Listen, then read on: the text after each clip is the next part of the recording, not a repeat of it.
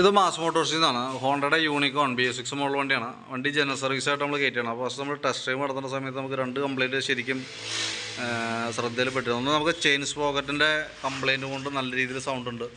പിന്നെ ഫ്രണ്ട് ഭാഗത്ത് ഗട്ടറിലൊക്കെ ചാടുമ്പോൾ ഫ്രണ്ടിൽ നിന്ന് ചെറിയൊരു അടി വരുന്നുണ്ട് കേട്ടോ. അതാണ് മെയിനായിട്ട് ഉണ്ടായിരുന്നത്. പിന്നെ ക്ലച്ചിൽ ഗിയറിലിട്ടിട്ട് ക്ലച്ച് പിടിച്ചാലും സെൽഫ് എടുക്കാനായിട്ട് ചില സമയങ്ങളിൽ സെൽഫ് എടുക്കാൻ ബുദ്ധിമുട്ട് കാണിക്കുന്നുണ്ട്. അപ്പോൾ നമ്മൾ ബാക്ക് വീലിൻ്റെ ഭാഗം നമ്മളൊന്ന് അഴിച്ച് ചെക്ക് ചെയ്യുന്നുണ്ട്. ബ്രേക്ക് ലൈനർ നമുക്ക് മാക്സിമം അഡ്ജസ്റ്റിങ്ങിലേക്ക് ആയിട്ടുണ്ട്, പരമാവധി ഉപയോഗിച്ച് കഴിഞ്ഞിട്ടുണ്ട്. അപ്പോൾ ബാക്കിലത്തെ ബ്രേക്ക് ലൈനർ മാറണം. അതേപോലെ വീലിൻ്റെ റബ്ബറുകൾ, ഡാമ്പർ റബ്ബർ മൊത്തം പൊട്ടി കിടക്കുന്നുണ്ട്. ചെയിൻ സ്പോക്കറ്റ് മാക്സിമം അഡ്ജസ്റ്റിങ് കഴിഞ്ഞാണ്. അതേപോലെ തന്നെ ചെയിൻ പിടിക്കാത്തൊരു സിറ്റുവേഷൻ വന്നിട്ടുണ്ട്. അപ്പോൾ പരമാവധി ഉപയോഗിച്ച് തീർന്നതിനാണ്.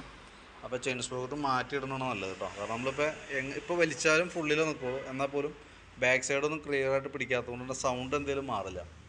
അപ്പോൾ അത് ചെയിൻ സ്പോക്കറ്റ് മാറ്റിയിടുന്നതാണ് കുറച്ചുകൂടി ബെറ്റർ, എന്നാലാണ് ആ സൗണ്ട് മാറുള്ളൂ. പിന്നെ അതിൻ്റെ എയർ ഫിൽറ്ററിൻ്റെ ഭാഗം നമ്മൾ അഴിച്ച് ചെക്ക് ചെയ്യുന്നുണ്ട്. കുറച്ച് പൊടിയൊക്കെ ഉണ്ട്, നമുക്കൊന്ന് തുടച്ച് ക്ലീനാക്കി റീസെറ്റ് ചെയ്യാം. ഓൾറെഡി കമ്പനി ഫിൽറ്റർ, ഹോണ്ടയുടെ ഒറിജിനൽ ഫിൽറ്റർ തന്നെ കിടക്കുന്നത്.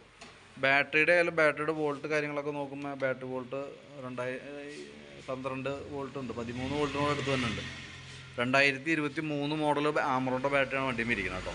വാറണ്ടി പീരീഡ് ഉണ്ട് വണ്ടിക്ക്, ബാറ്ററിക്ക്.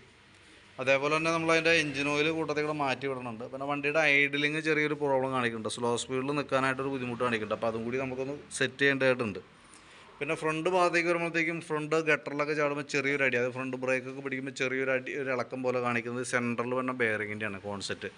അത് അഡ്ജസ്റ്റബിൾ ടൈപ്പാണ്. അപ്പോൾ നമുക്ക് ഒരു പ്രാവശ്യം ഒന്ന് സെറ്റ് ചെയ്തിട്ട് നോക്കാം, ടൈറ്റ് ചെയ്തിട്ട് നോക്കാം. ഫ്രണ്ട് ടയറിൻ്റെ ഭാഗം കണ്ടീഷനൊക്കെ ഓക്കെയാണ്, വേറെ പ്രോബ്ലം ഒന്നുമില്ല. ഫ്രണ്ട് ബ്രേക്കിൻ്റെ ഭാഗം നമ്മൾ ചെക്ക് ചെയ്യാൻ വേണ്ടി അയച്ചാണ്.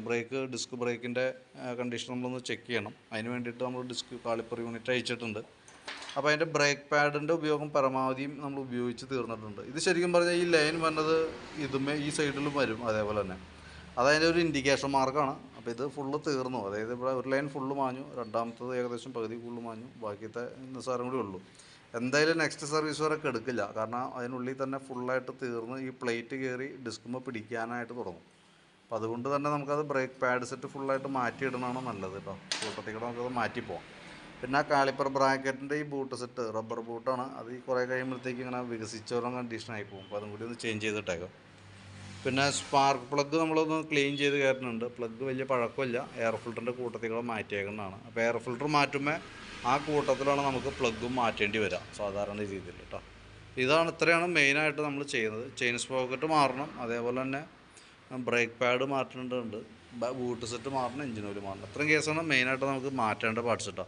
അപ്പോൾ അതിനകത്ത് നമ്മൾ അഡ്ജസ്റ്റ് ചെയ്ത് തൽക്കാലത്തേക്ക് വിടുന്നത് കോൺസെപ്റ്റാണ്.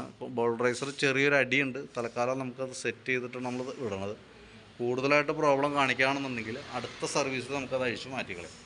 അപ്പോൾ ജനറൽ സർവീസും ചെയിൻ സ്പോക്കറ്റ്, അതേപോലെ front concept adjusting, engine oil, brake pad, ഇതൊക്കെയാണ് മെയിനായിട്ട് വന്ന വർക്കുകൾ. അപ്പോൾ ഞാൻ അതിൻ്റെ ഏകദേശം നമുക്ക് ചിലവ് വരാൻ പ്രതീക്ഷിക്കുന്ന ഒരു എസ്റ്റിമേറ്റ് എമൗണ്ട് നോക്കിയിട്ട് അതിൻ്റെ ഡീറ്റെയിൽസ് വാട്സപ്പിലേക്ക് സെൻഡ് ചെയ്തിട്ടേക്കാം. വീഡിയോ കണ്ടതിന് ശേഷം നോക്കിയിട്ടൊന്ന് റിപ്ലൈ ഇടാം, അതനുസരിച്ചിട്ടാണ് വർക്ക് കംപ്ലീറ്റ് ചെയ്യാനായിട്ട്. ഓൾറെഡി വണ്ടി വർക്കിൽ റാമ്പിലാണ്. അപ്പോൾ പരമാവധി നേരത്തെ വീഡിയോ കണ്ടുമ്പോൾ ഒന്ന് റിപ്ലൈ ഇടാനായിട്ടൊന്ന് ശ്രദ്ധിക്കണേ.